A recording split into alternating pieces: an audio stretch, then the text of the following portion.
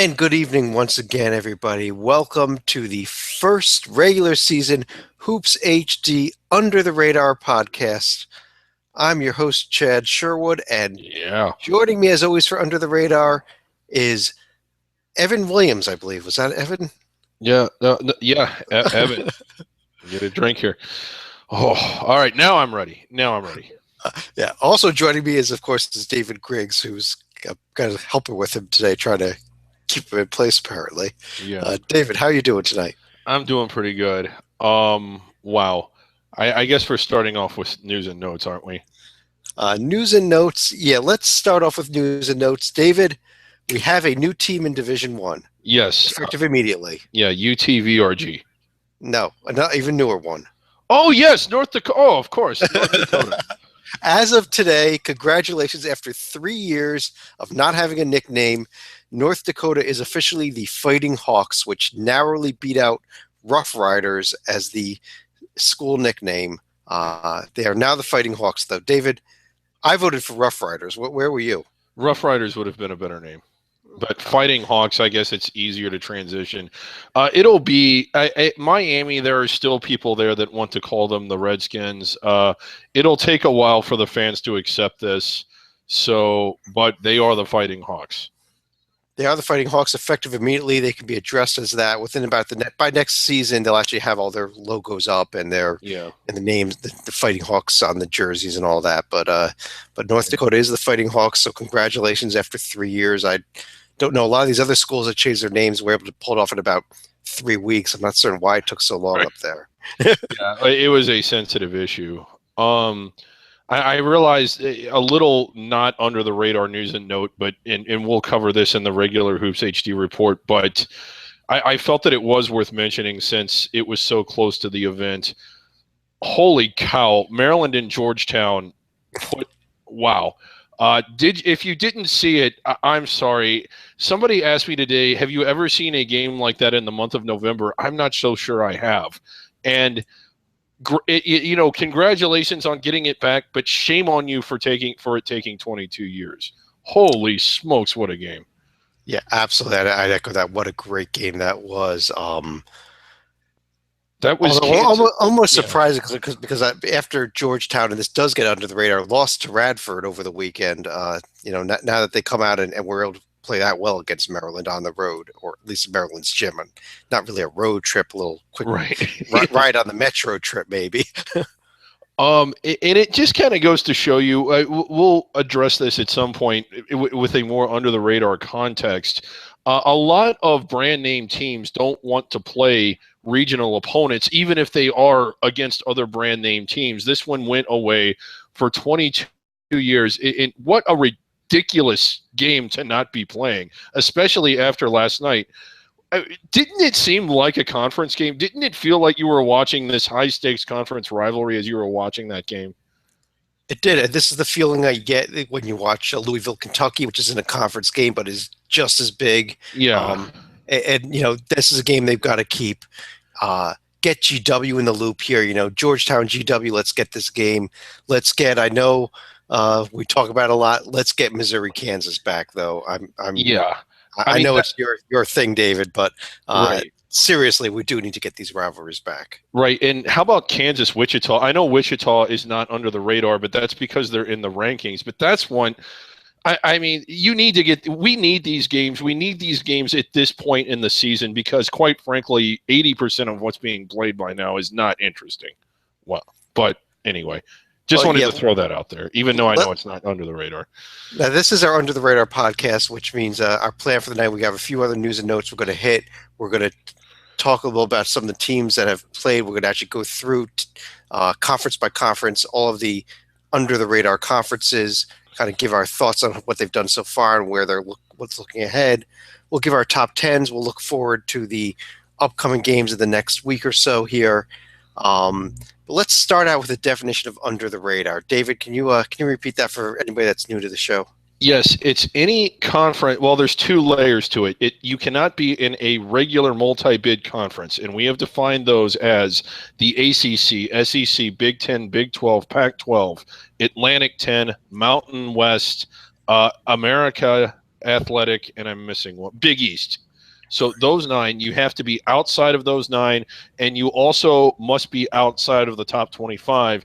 The thinking is if you're in the top 25, you are most certainly on the radar, even if you're from a traditionally weaker league. Like, when Murray State was in the top 25, they were on the radar. Right. And so this year, obviously, it's Wichita State and Gonzaga who are both the top 25. And I think there's a kind of a third layer. We've had this discussion before. BYU is in the West Coast Conference, which is one of these, not the multi-bid conferences. It's tough to call BYU under the radar as well. Yes, it is. So we've kind of graduated them in Gonzaga. Right. But not the whole league. Not the rest of the league is still under the radar. I mean, yes. nobody other than us knows what San Francisco or Portland is doing, but everyone knows what Gonzaga and BYU are doing. Right. With that, one other thing before we get into running through some of the teams, I'd have to issue an apology here for one of our preseason podcasts. I beat up on Southeastern Louisiana after they started the season they started their preseason by getting beaten up pretty bad by LSU Alexandria at home. I need to apologize to them because LSU Alexandria has now went and won at Northwestern State, which is a pretty good Southland team. They picked up a win there. This is a pretty dangerous. When we do our NAIA shows, David, yeah. We're going to be talking LSU Alexandria. So they are NAIA. They're not D2. Yes. I wasn't even sure. Where do they rank in the state of Louisiana? Wow, I mean, they might be number 2 right behind LSU. They might be. And then one other thing I want to address before we go into the individual conferences, or maybe we'll start the individual conferences right here. And I think it's the first time I've ever suggested we do so. And any Under the Radar podcast. David, I want to start with the SWAC. It is unbelievably, surprisingly off the charts mediocre, which is such a drastic improvement. They have upgraded miraculously to mediocre. The SWAC already has 6 non-conference wins already, all against on the road. Div 1. Yeah. Against Div 1 teams. I'm sorry, 5 of them against Div 1 teams. Grambling beat a non-D1 team. But you have Southern that went in and won at Mississippi State. You have Alabama State that went in. You have Alabama A&M that won at Tulane. Alabama State almost took down UAB as well at UAB. So that was, and I mean, they were right there. There was a shot blocked at the end that was, a questionable no call that should have been a foul. So they would be 2-0 right now. Could you imagine that with wins over Virginia Tech and UAB? Yeah. Then you've got Jackson State that won at Southern Miss. Now, granted, this is not a very good Southern Miss team, but they beat them by 18 points on the road. You have Arkansas Pine Bluff also picked up a win at Seattle. We're used to being in the middle of December and celebrating the SWAC's first non-conference victory of the season. And I think we actually did that last year.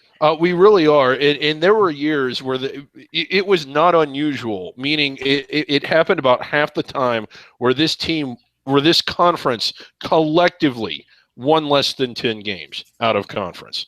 So to already have 6 days into the year, that's a win a day. That is way above average. Way above average. And this is, I mean, is this going to continue? I'll tell you that the team we picked preseason to win the conference, Texas Southern, or some of us did at least, has not picked up a win yet. They were the ones that picked up the 2 huge wins last year at Kansas State and at Michigan State. Yeah.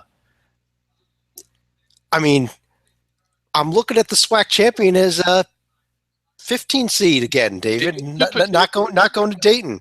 Yeah, I mean, they keep playing like this, they will. And I realize we're having some fun, but this really is the best year they've had that I can remember up to this point. And to be even more incredible, they are doing it all away from home. I mean, they don't play but 1 or 2 out of conference games per team at home, if that. No, pretty much every single team here is playing. I've just had Arkansas Pine Bluffs schedule in front of me. They do not play a home game until conference season. Wow. A couple of the other teams do have home games, but they're generally against non-D1s. Grambling has 4 home games. They're all actually 5 home games this year. 4 of them are non-D1s, which is the maximum. The other one, they got an interesting home game against Louisiana Tech. I don't know how they pulled off scheduling that, but congratulations to them for that one. Regional matchup, I guess. Wow. Yeah, good for them. But let's go back to the beginning of these under the radar conferences now, kind of run through them in order here, kind of talk about some of the things we've seen so far. Most of these teams have played 1, 2, a few teams have played 3 games at this point, so we really don't have much to gauge anybody on, I don't think. America East, everybody has a loss already except for Stony Brook. Yeah, I was I was a little bit surprised with how well Albany played against Kentucky. I know they didn't win, and I know it wasn't like it came down to the wire, but when you watch that game, Albany really put up more of a fight than what you thought they would. So I still like Albany in this league. Yeah, I think we're going to get a good look at this Stony Brook team, who I think is my pick to win it. Actually, coming up tomorrow night, they're at Vanderbilt. I don't think they're going to win that game. That's a tall order. But, are they going to lose by 50 or are they going to lose by 5? And if they lose by 5, I get pretty serious about how good this Stony Brook team is. But one conference I know we wanted to get to here, David, featuring last year's Team of the People, no longer the Team of the People this season at least, but the Atlantic Sun with NJIT, who also lost to Kentucky. But the bigger story, I think, is what North Florida has done so far. Yes. Now, I believe their only D1 game, I know they've played at least one since then. I think they were playing tonight. But what they did at Illinois was astonishing. I was not expecting them to win. I thought maybe they'd go in there and play well. They went in there and they just obliterated them.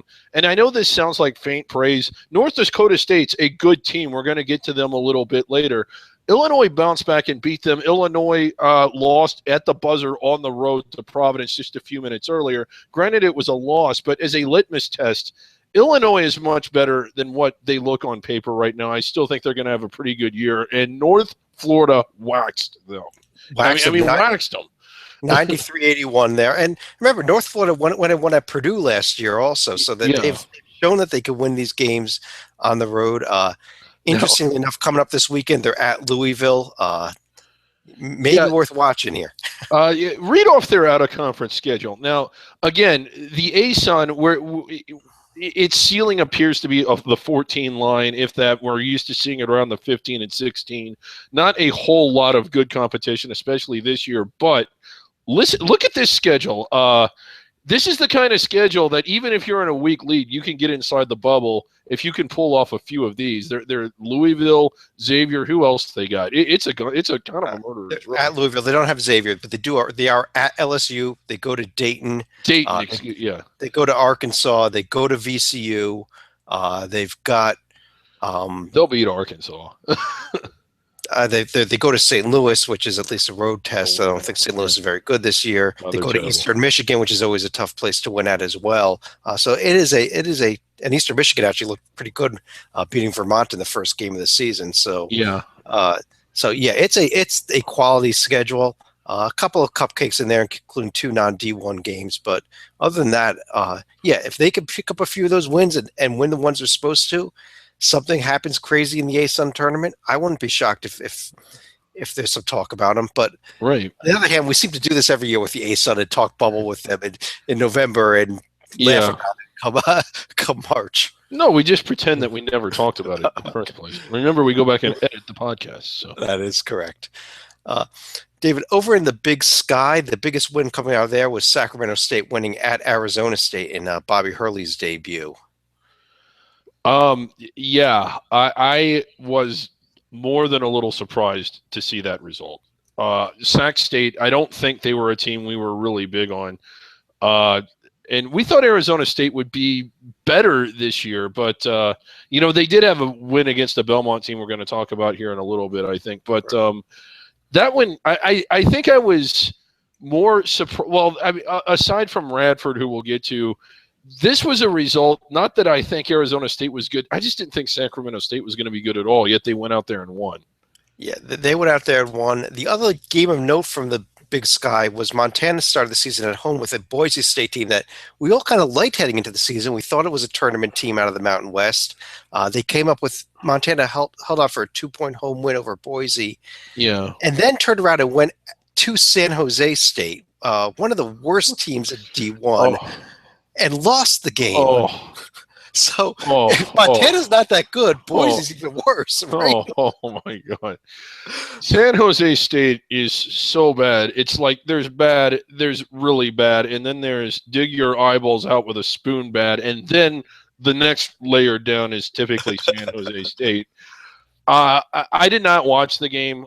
I saw the score, and it was just one of those that you just stare at it blankly for about 30 seconds, like, huh? Did you happen to watch the game? I did not. I did not watch the game. It wasn't even one that I'd even highlighted that I was going to be paying attention to that evening. I was like, right. Oh, here's Montana's shot to go 2-0. They're probably definitely looking like a good team here with the win over Boise, and got proven wrong there. Right. Jeez.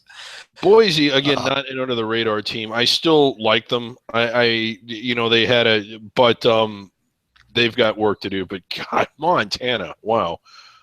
That is, to beat, that's from inside the bubble to centenary level. What a decline. Let's swing over to the Big South, this conference we were just talking about discussing, and we already mentioned them a little bit here. Radford picking up that huge double overtime, almost buzzer-beating win over Georgetown over the weekend. Followed it up by a trip to VCU where they were not able to come up with to 2-0, but even then, to even split that road trip to those two teams is impressive. It really was. I don't know. And when you watch the first game of the year, which Radford Georgetown was for both of those teams, I didn't really know how to read it. It's like, should I be impressed with Radford? Because Radford really appeared to have choked it away twice. And when that happened, you felt like, okay, well, Georgetown's going to clobber them in overtime. And because they really had leads at the end of regulation and at the end of the first overtime and kind of blew it. They were actually behind, I think, late in the second overtime before hitting a three and winning, as you say, nearly at the buzzer. But really, it's just that they kept absorbing the blows. They kept making mistakes, which isn't good, but they didn't fold up the tent. A lot of fight in Radford, if not being able to put Georgetown away. So are you impressed with Radford or disappointed in Georgetown?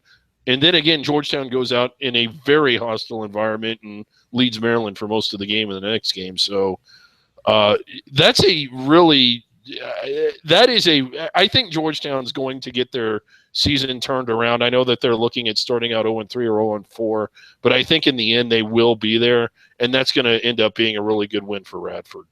I agree with you. I agree with you. I am.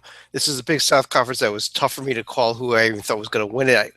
Heading into the season, Radford wasn't one of the teams I looked at too seriously, but there's no reason why Radford can't be the Big South champion if they can continue to play even close to how they played in that Georgetown game.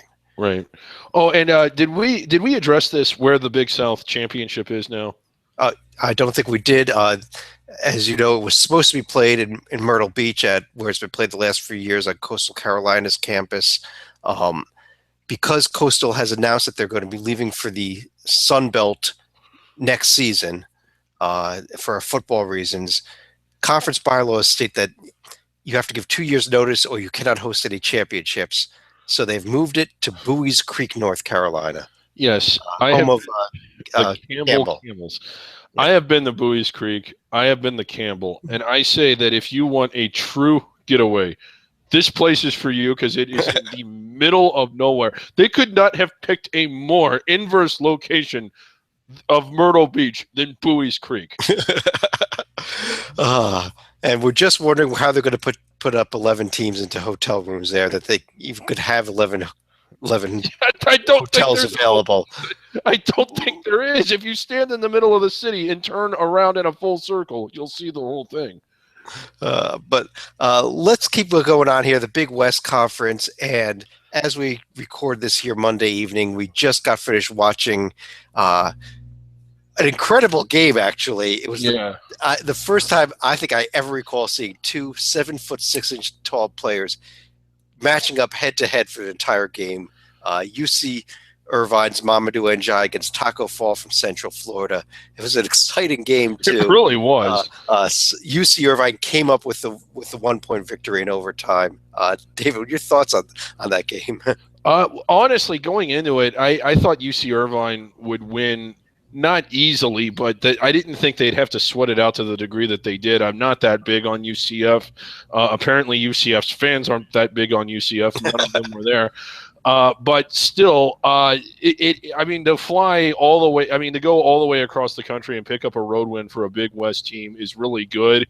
If this is a UC Irvine team, we all like them. We all remember how good they were down the stretch. I mean, they really kicked it into the gear in late February, winning the Big Sky tournament, taking Louisville to the wall. They have a lot of components back.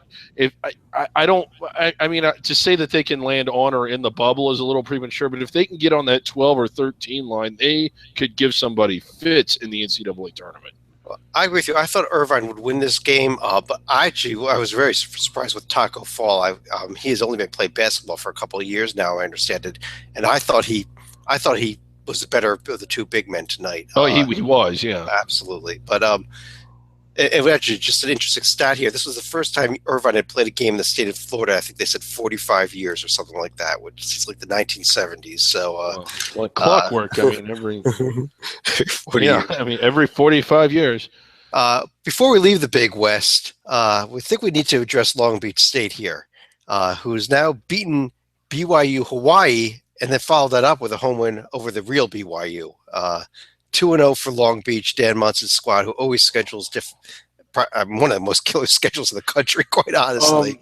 Yeah, and they don't do it with the same line of thinking that the SWAC does. The SWAC gets out there and plays a ridiculous schedule so they can get paychecks. There's really not an expectation of being competitive that often, although we did mention. But Seton, well, they go to Charleston. So they're in the Charleston Classic. That's not overly rough, but it's still good. They go to Stillwater, Oklahoma State, San Diego State, Colorado State, UCLA, Pepperdine, Oregon, Arizona, Duke. I think winning the NCAA tournament is easier than those 6 games. Honestly. And this is typical of what they do. Now, there is some method to the madness because if you recall last year, I think they were 4-9 going in the conference play, and their RPI was hovering around the 70s, 80s, and you're like, well, teams that are 9-4, what is that? My puppet math here. That's roughly 70% winning, and you can't really go that much higher. Like your winning percentage might go up 5 or 6 points at most, even if you win out. If you're 4-9 and you have a 300 record, that can go up in a hurry. And their RPI was right when they were around 500. It was in the 40s or 30s, and you're starting to wonder. They played a tough out-of-conference schedule. They did get at least one scalp because I think was it Xavier or Kansas State? They beat a couple of notable teams last year, and you're like, if they win out and win that conference, are they inside the bubble? And I think the committee may have done it, but we'll see. But God, that is, I don't know. That is more ambitious than John Chaney's scheduling. But that was a pretty good BYU team that they did beat already. So that's one scalp of a team that I think is going to be right there in the bubble conversation, if not in the field at the end of the year. Yeah. The Colonial. If they knock off Arizona, Oregon, and Duke and UCLA, I think you have to start looking at this team. Yeah, if they win those 4 games, you start looking at them for a 1 seed. But that's let's move on to the Colonial. This is a conference we discussed in our preseason show that we really felt was going to be a real competitive conference. There's just so many teams that we like in it. We've only got 5 losses total across the 10 teams in the league so far.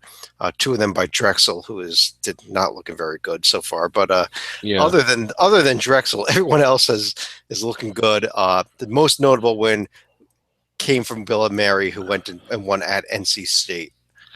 Not only did they win at NC State, they essentially had the game wrapped up by the under-16 timeout in the first half. They won so convincingly. And NC State isn't a bad team. James Madison went on the road and won at Richmond like that. I was kind of disappointed. Not that it's a bad loss, but and I realized that they were without a key player, but I thought they were going to do better against West Virginia than what they did. Yeah, and that's one of those 5 losses that the conference has was basically a road game. It wasn't on West Virginia's home court, but in the state of West Virginia against the Mountaineers. It's a 13-point loss there, but they won at Richmond. They've actually got a slightly easier stretch coming up here. They're actually going to play 4 straight home games. The toughest one being against Oral Roberts, so a little time for them to get back and get healthy. Yeah. Let's keep going here beyond the Colonial to the Conference USA. Oh, boy. Well, oh.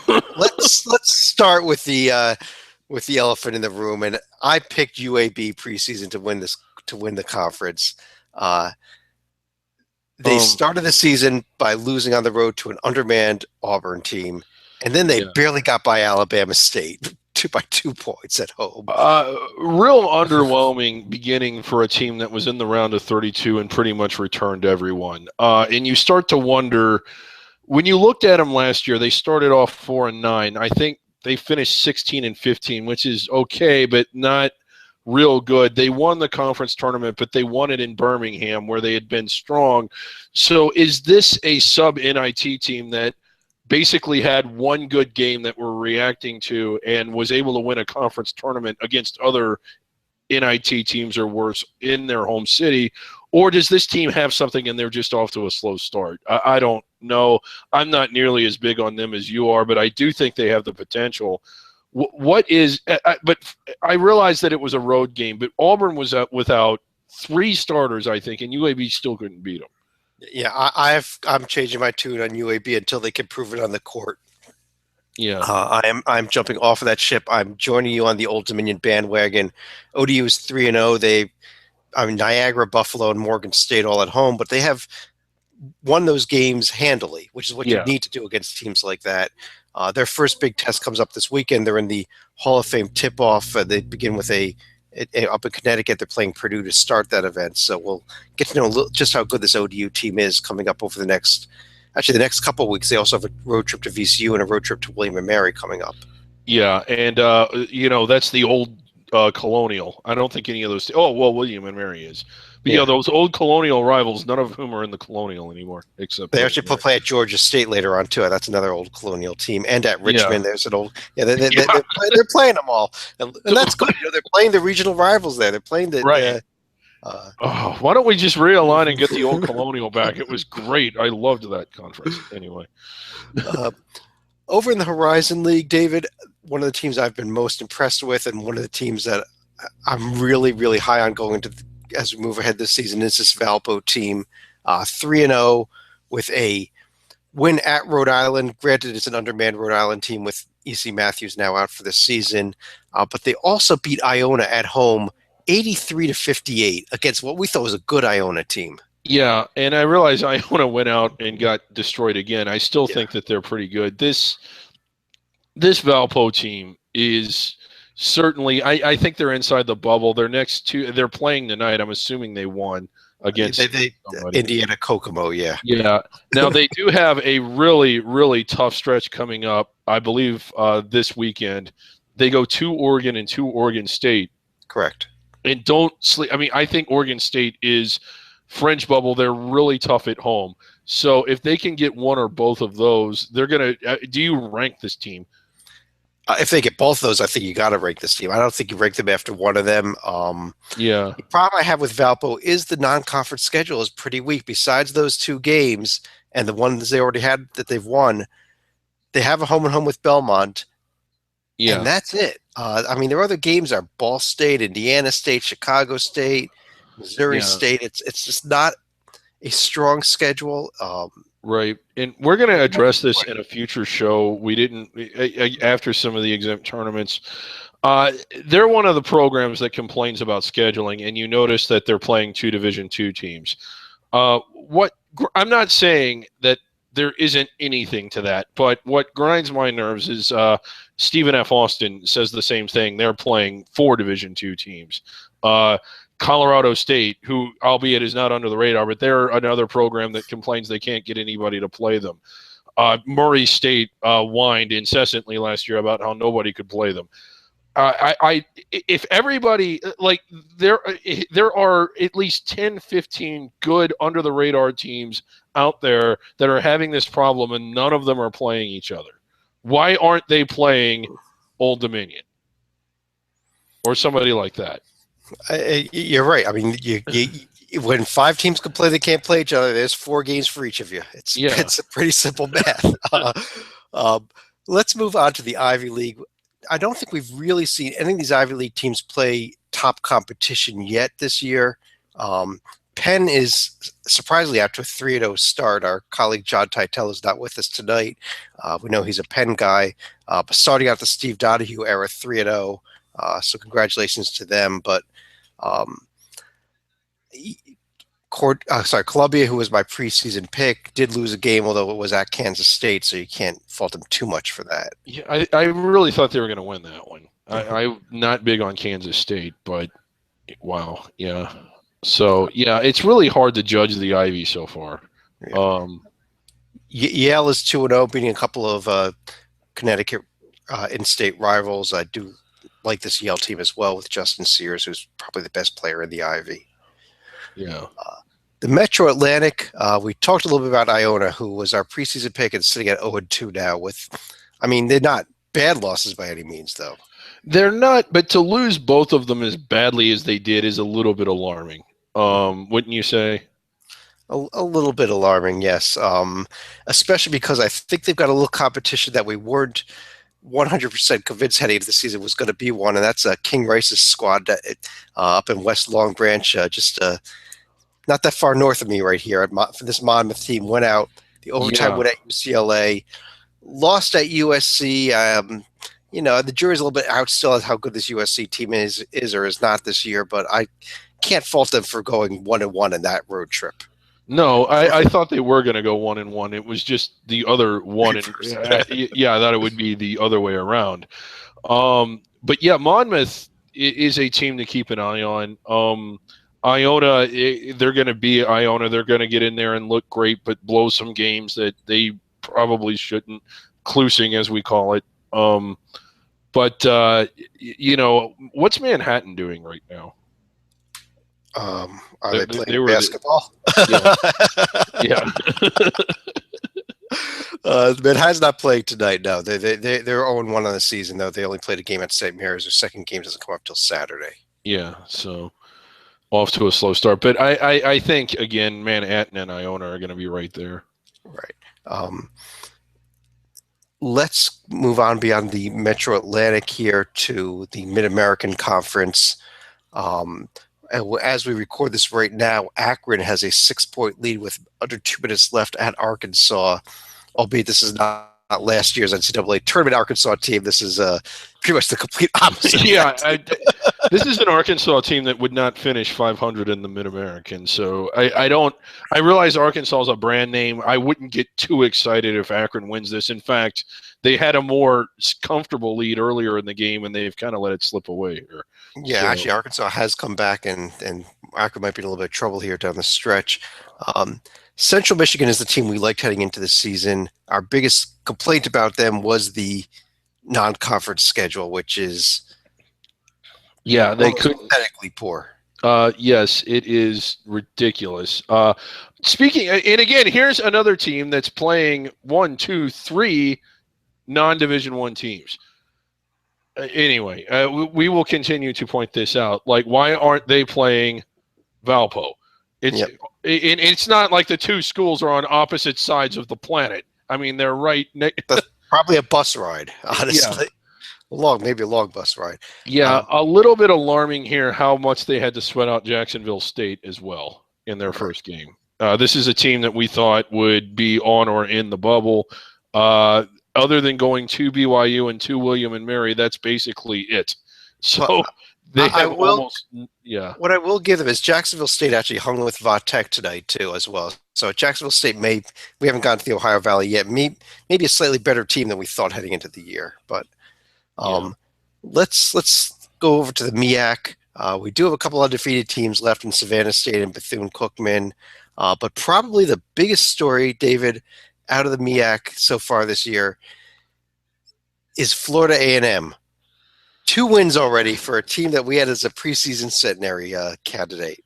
Yeah, they're not eligible still. I mean, it's a mess of a program, but they're 2-0 this year. So 2-1. They did lose a game to Southern Illinois. And I will confess those 2 wins are both non-D1 wins, but they do have 2 victories. Right, but they get to say that they're 2-1 for a little bit. They get to say they're 2-1. Any other storylines you've seen so far out of the MEAC? Not so much. It's NC Central's been the team that's kind of dominated this league. Norfolk State's another team to kind of keep an eye on this year. I still like NC Central, but this is more, I mean, of a centenary story in Florida A&M than anything else. Yeah. The Missouri Valley Conference. We're not going to talk Wichita State. You'll hear about them coming up on our Hoops HD report. But there are 2 other teams that we definitely want to discuss. Maybe 3 others. Starting with Evansville and Loyola Chicago, both sitting at 2-0 right now. Yeah, Loyola is well on their way to being 2-1. Holy crap! They're having trouble out in New Mexico, huh? Yeah, it's 41-22 at the start of the second half. Wow! And they have not looked very good. Yeah, Loyola's got a trip to Alaska coming up. That probably part of the same road trip that they're on right now for the Great Alaska Shootout.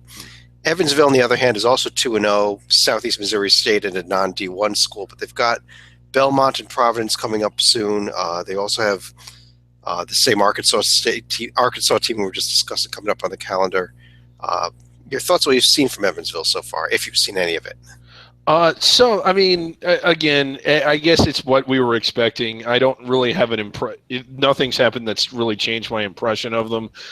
There's still a little bit of a dark horse, if you can call them that, by NCAA tournament standards, not just Missouri Valley standards. I still think they're good enough to land on or in the bubble. We'll see as we go forward. Those are some big tests early.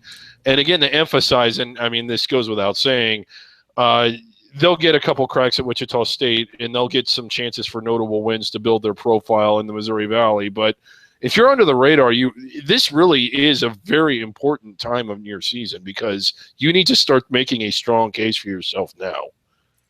One other team I do want to mention is this Illinois State team. Lost by 11 at San Diego State. Not too shocked that they lost that game. That was a tough game. But coming up tomorrow night, actually Thursday evening, they are going to be hosting South Dakota State and candidate for the possibly the under the radar game of the day tomorrow, though it may not be it. But that's a game that definitely going to be worth watching tomorrow night at least. Mm-hmm. Yeah, for sure. Moving over to the Northeast Conference. Not this term. What else? What we could say here, David? You have any thoughts on it so far?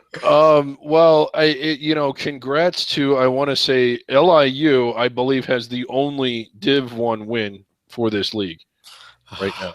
Yeah. And Central Connecticut State, congrats to them. They've looked horribly bad so far. Yeah. They are our colleague Lee Del Vecchio's choice to be the worst team in D1 this year, and he may be right about that. Yeah. This is a fun league when we get into conference play just because of the rivalries, the proximity of the schools, and the atmosphere at the venues. Right now, they're just going around and getting paid. This is a 16 line right out of the gate, it's looking like. Yeah. The Ohio Valley Conference, well, we wanted to talk a little bit about Belmont. They are 2-1 right now, although I guess they did beat Western Kentucky tonight. They won at Marquette. They lost at Arizona State. Right. The win at Marquette, I really liked how they looked in that game. And it's like, I mean, Marquette, a decent but not great team. And then things kind of went a little south, Chad. And let's kind of reassess Belmont here. Marquette needed overtime to beat IUPUI, who is not very good. And again, Belmont goes out to Arizona State, who I don't want to say that Arizona State is terrible, but they did lose their first game, and they are the kind of game that if you are a tournament caliber team, not just under the radar, not just Cinderella, if you're a team that belongs inside the bubble, you're expected to win at Arizona State more often than not. They didn't do it. tonight against Western Kentucky, another team that we're not that big on, somewhere around the middle of CUSA. They didn't exactly bury them. They had a comfortable 10, 15-point lead, but Western Kentucky was right in there. They came back. They had it down to 4 with a minute to go. Well, are we overvalued? Well, I guess I was bigger on Belmont than you or anyone else. Maybe did I overvalue them some? I think we may have. I think we'll know a lot more this weekend. Circle this game. They're at Evansville on Saturday. Really, real good under the radar game, and whoever wins that game is going to have a nice cap in their a nice feather in their cap for moving forward, at least. Yep. The Patriot League, is there anything that we could say about them other than the fact that Army is in first place and undefeated? I would just like to point out that Army is in first place and undefeated. God, please let it stay that way.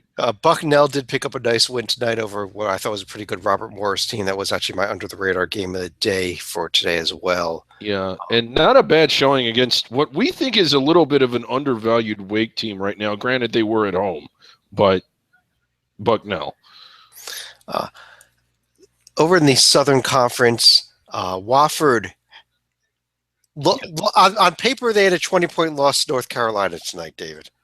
Yeah, they were right in there for I mean, again, North Carolina blew it open somewhere around the under 16, or really, I guess, the under 12. But Wofford was right in there for a lot of that game. I think despite it being a 20-point loss, there's more to be encouraged about than discouraged if you're Wofford, who really is kind of restarting their talent cycle now. It's not – last year they were really good. They almost took out Arkansas, and we thought they deserved – at-large consideration had they not won the SoCon. No one really talked about them. I don't know why Murray State got all the accolades and none for Wofford, but Wofford was good last year. I think that when you play that well on the road against the number one team, there's nothing to feel bad about. I agree, and obviously the story so far, though, in terms of the Southern Conference, was Chattanooga. It's a game we called last week as a game to keep an eye on. They won at Georgia. Sitting there at 2-0 right now. They were my pick to win the conference heading into this year. I'm obviously not moving off of that pick. Right, and they have a big weekend coming up. And again, you talk about if you're good enough to get inside the bubble, they got this Emerald Coast Classic. I believe it's a round robin format, if I'm not mistaken. There's 2 round robin games and 2 bracketed games. Okay, yeah. So they've got Illinois and Iowa State. Yeah. There you go. Then the other team I think that's worth mentioning here, the Citadel, did something pretty impressive, not in a good way. Well, they won a game, which is something that they beat Stetson. Yes, you're correct. They lost by an unbelievable. It was 140 to how bad? What was the score? They gave up 144 points to Butler. I think they scored like 70 of their own or so. But give up 144 points in a D1 game. It's most points that's been scored in 18 years. Now this is the head coach over at the Citadel was the former head coach of VMI who ran this run and gun system. Bokum Dugar, I'm not certain how to pronounce his name, but came into it was kind of an interesting move to move from VMI to the Citadel, the same conference. I never quite figured that one out. And they don't like each other either, VMI and the Citadel. And I don't even think it's a sports thing. They don't like each other. The Southland Conference, Stephen F. Austin had a couple chances and blew them both. Yes. I have never. I mean, I am not a good enough wordsmith to properly state how underwhelmed I am with this Stephen F. Austin team. Everybody was big on. I think that the one thing Stephen F. Austin has proven they can do is run roughshod over sub 200 teams the last couple years. They have a bloated record. They are a good program by Southern standards.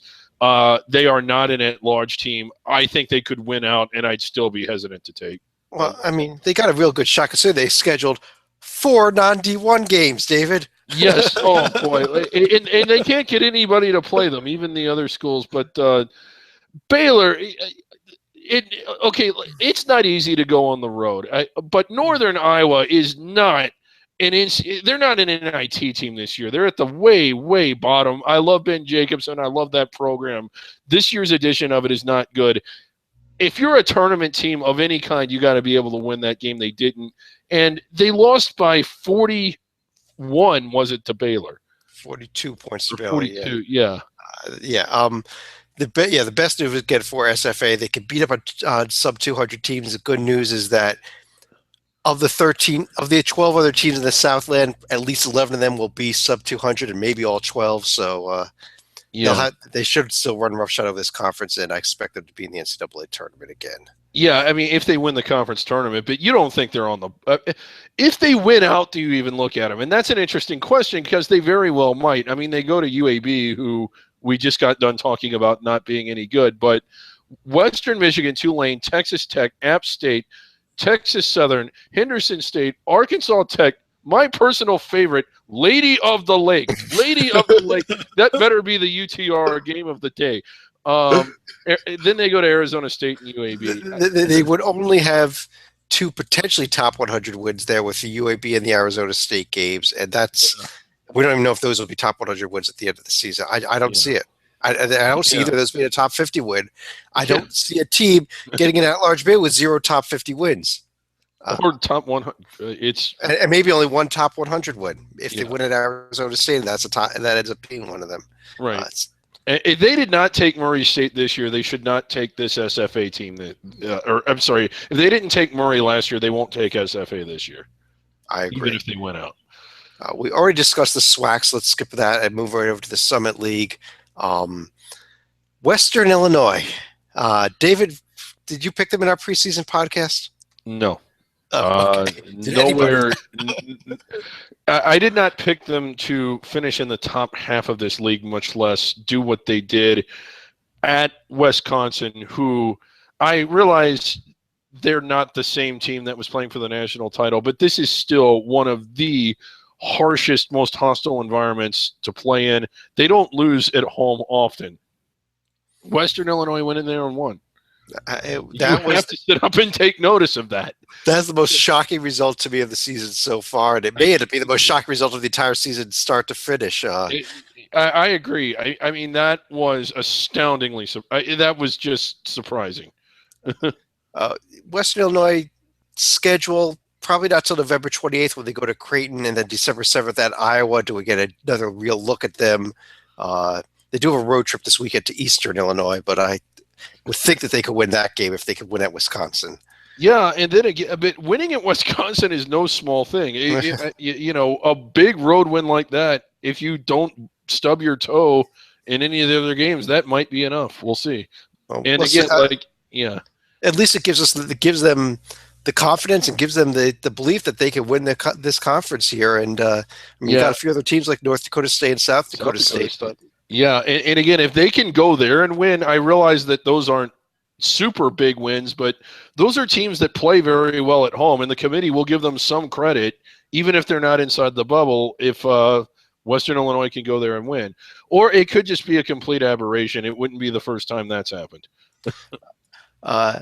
Over in the Sun Belt, Louisiana Lafayette surprisingly got pounded by Miami. A game that I thought they'd be competitive in at least. They were not. They really weren't. Yeah. And, Miami's a big basketball school now. So, I mean, that could have had something to do with it. But anything else you've seen so far in the Sun Belt here? No. Okay. Not a thing. Has everybody stayed on their chairs? Any broken feet? Yeah. Oh, God. Yeah. Talk about a program like we mentioned Northern Iowa. This Georgia State team they may as well have cut the entire program and started completely over. Wow.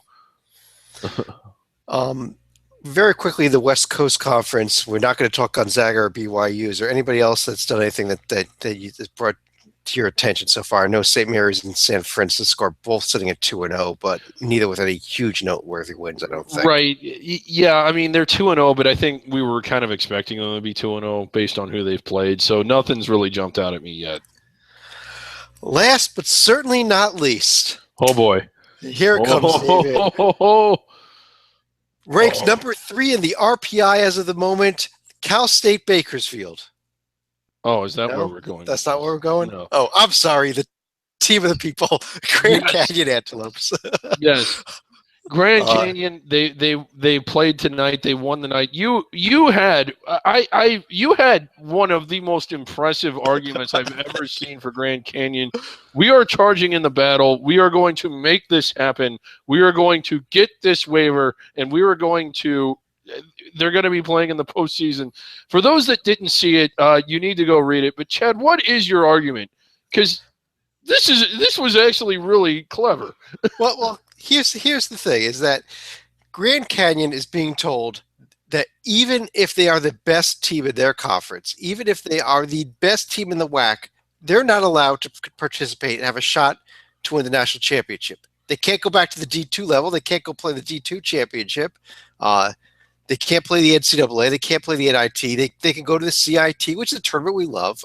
Yeah. But it's just the CIT. It's not the NCAA tournament. And they are they go to the CBI or the Vegas 16 too if they want? But right? And why is this? Are they in APR trouble?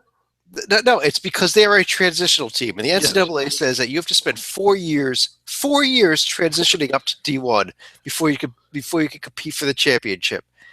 So 4 years of complete limbo. 4 years where a kid that as a freshman says, I want to go play for Grand Canyon. And Grand Canyon says, great, we're starting to go to D1. Guess what? If your lifelong dream is to play the NCAA tournament, forget it. It won't happen. It's not allowed. And no matter how good you are, you could go out and win every single game you played, and you're not allowed to play for our championship. Right. And there's something fundamentally unfair and wrong about that, in my opinion. Right, which goes against what the NCAA claims to stand for. Right. This is the NCAA's core values, a collegiate model of athletics in which students participate. They believe in the highest levels of integrity and sportsmanship, the pursuit of excellent athletics and academics, an inclusive culture that fosters equitable participation for student athletes. How is it inclusive and equitable to tell kids that are among the best teams that are the best team in their conference that you can't play? Is that equitable and inclusive? No. I understand if your school did something wrong and you're like SMU and you're on the ban list. I understand if your school, if your grades weren't good and you're on the APR ban list. Yeah, but that's not what's happening here. They've done nothing wrong. They've gotten good grades. They've done everything. Their fans have come out for their games, and they're being told, no, you cannot play in the championship. Right. In another argument, it's just, well, it helps them get acclimated to D1. Have you seen Grand Canyon play? Have you seen their arena? Have you seen those fans? Have you been on Twitter? They're more acclimated to D1 than probably 250 teams that have been D1 for 80 years. If you can win the WAC regular season title, how are you not acclimated to D1? If you can be better than 7 other teams that have been playing D1 basketball for years, if you look back at my article that I posted on the website about it, I put a link in there to the story about a Nebraska Omaha track star, Sammy Spenner. She was one of the highest rated track athletes in the country, a probable Olympian coming up in a couple of years here. Was told she can't compete for the NCAA title because she was at a transitional school at the time. Yeah, and there have been other examples in basketball. Presby tried to get a waiver, did not. North Dakota State, when Tim Miles was there, I believe they tried and get one, did not. You might recall the end around they did was that they basically redshirted everybody, and then they came back. In the first year they were eligible for it, they won the what is now the Summit League. What I believe was it the Summit League at the time, or was it still the mid? Well, anyway. Called the mid-comp, but the same comp. So schools have tried to get it. No one ever has. But what's different about the Lopes is that we are determined to get it. We are getting this one. We are writing the NCAA. We're calling the NCAA. We are tweeting at the NCAA. Lopes waiver. You see the hashtag right there on the screen. Get on Twitter now and just hashtag Lopes waiver. Tweet it out. We are going to make this happen. And I think that it should be a rule change across the board, not just for the Lopes. There are 4 other transitional teams. I'm not trying to slight Abilene Christian, Incarnate Word, Massachusetts Lowell, and Northern Kentucky. I don't think that those are teams that are going to win their conference this season. That's why it's the Lopes that we're really focusing on. Right. And they are the team of the people. Like, they're a transitional team that could come in first. Let's quickly run through some upcoming games this year. This week, and then look at our top 10 lists. Just a few of them coming up. Starting with tomorrow night being Thursday evening. Last year's team of the people, the NJIT Highlanders, have their first home game of the year hosting Boston University. If you have not seen a game at NJIT, either on television or in person, you're going to want to watch this. It is a sensational atmosphere. And NJIT already had what we I don't think we really discussed them when we were running through the conferences, but NJIT picked up a really nice road win at South Florida it was Monday night actually. It was an exciting game. Really exciting game. Brand school. South Dakota State is at Illinois State. I mentioned that one earlier, I believe. And the team of the people for this year, Grand Canyon, is hosting Alcorn State at one of those dangerous SWAC schools, David. Yeah, but Alcorn State, it's not going to happen. The team of the people are going to remain undefeated. They might go undefeated all year. That's how much I like this team. If Belmont's not our best team in the OVC, we may start having to look at Murray State again. They're at Georgia coming up on Friday evening. Yeah, God, I mean, they've lost their coach and just about their whole team. So if they're good this year, wow, they have reloaded. And this Louisiana Lafayette team that we do still kind of like out of the Sun Belt has a road trip to Alabama coming up on Friday as well. Yeah. Oh, Alabama got destroyed during the marathon. So it wouldn't shock me if Louisiana won that game. Yeah. North Florida, we mentioned that they're playing at Louisville on Saturday. We mentioned the Belmont at Evansville game as well. I'm really curious about that North Florida Louisville game because Louisville, albeit they have what you might call some off the court distractions right now, and I know that they've won both their games, but they've won them against probably sub 300 teams, wouldn't you say? Sanford and Hartford. Yeah, probably. Yeah. South Dakota State, a team that we do kind of like over the Summit League, is at TCU. That's definitely a winnable game coming up on Saturday for Jackrabbits. Yeah, for sure. And also Saturday at 4 o'clock, for the first time ever, the North Dakota Fighting Hawks will be taking the court against Bowling Green. No longer just the University of North Dakota. We mentioned that at the top of the show. Right. A couple other games here. Toledo is at Loyola Chicago. Who's losing by 25 with about 9 minutes to go. We mentioned the Louisiana Tech at Grambling game coming up. But coming up Sunday, for 7 consecutive years now, Harvard and Boston College have played, and Harvard has come out victorious. They go for 8. And Harvard is not as good as what we've seen in the last couple seasons, but Boston College is as bad as what we've seen in the last couple of seasons. So I think it's to the point now to where when BC finally does beat Harvard, it will be a big upset. Yeah. Well, on that note, I think we want to move into our top 10s. There's obviously going to be a few other games that we didn't highlight here that'll end up being upsets that we'll be talking about next week. But David, why don't I start by running down my first 3 teams, and you'll tell me what you think of them and whether or not you have somebody else instead. Okay. Number 1, I have this Valparaiso team. I think they are my top under the radar school. Absolutely, they're right up there, number 1. I think I had them at 4 or 5 last week. I liked them not as much as I do now. They have, and I know that they haven't beaten any real heavyweights, but Rhode Island was shorthanded, but it's still hard to go there and win, and they blasted a pretty good Iona team. Number 1, I haven't seen anybody look better. Number 2, I'm finally on board with you. I have this Old Dominion team. I've come around more just really because of what I saw at UAB. Right.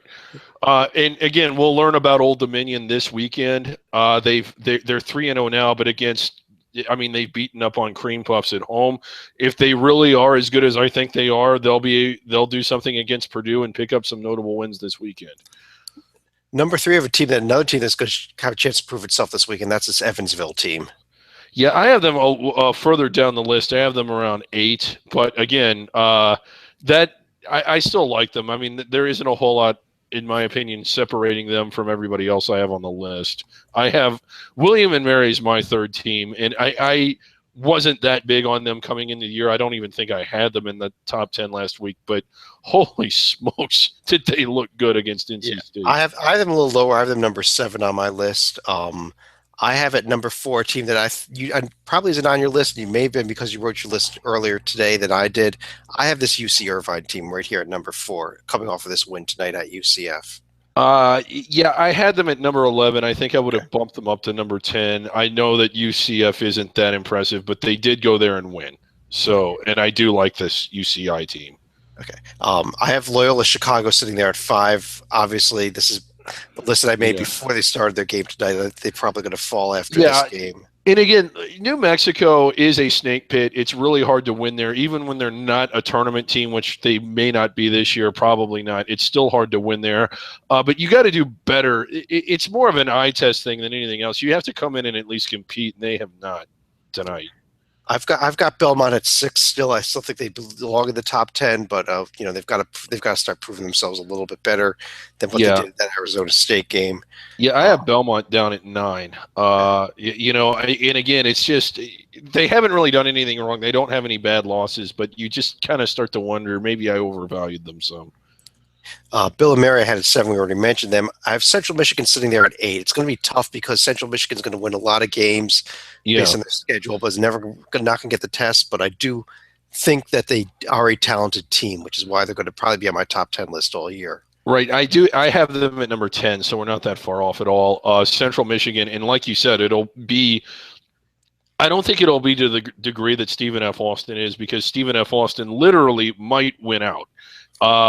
But again, they're going to have a bloated record against a weak schedule, albeit not as bloated as SFA's probably will be, and not nearly as weak. I mean, the MAC is a lot better than the South. Yeah, well, that's what they're going to get. They're going to get the competition in conference play that SFA is not going to get, and that's where Central Michigan can prove itself if they can win some really tough places to win in the MAC. Number 9, I've got my Monmouth Hawks sitting there. I can't argue with it. They're not in my top 10, but I mean, it's a sensible pick. They went out there and they won. Another team that I didn't rank as Radford. So I did not rank Radford. My 10th team was Chattanooga. I do like the box this year a lot. Who else do you have in your top 10 that we didn't? I had Chattanooga up at 7. I still really like Northeastern. They haven't really shown it yet, albeit they haven't lost, but I still really like them. I have them at number 4. Okay. I did not have them in. I did a couple teams I considered in too, who you didn't have, but you didn't rank North Florida, did you? I did not rank North Florida. They were close, actually. North Florida, if Irvine had lost this game and had missed out on my top 10 entirely, North Florida would have been number 11. South Dakota State's another team I seriously considered, but I did give it an official honorable mention to the entire Southwestern Athletic Conference. That's good of you. If North Florida goes to Louisville and wins, I think they're going to shoot up our list. Maybe all the way to the top of it, yeah.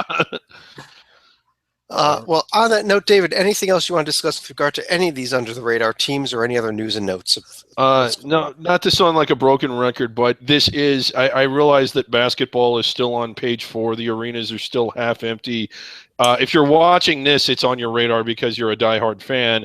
But this is – November and December basketball is hugely important. It's how the season takes shape. The upcoming exemption tournaments are really big, and if you're an under the radar school, this is when you get the most meat on your resume. This is when you make the strongest cases for yourself. So absolutely, it's important. It's in full swing. Yes, that's why if you're an under the radar school, you should absolutely be scheduling Our Lady of the Lake this time of the year. Yes, yeah, good call there. Well, on that note, for David Griggs, I'm Chad Sherwood. Thanks for joining us, and we'll talk to you again real soon. Yeah.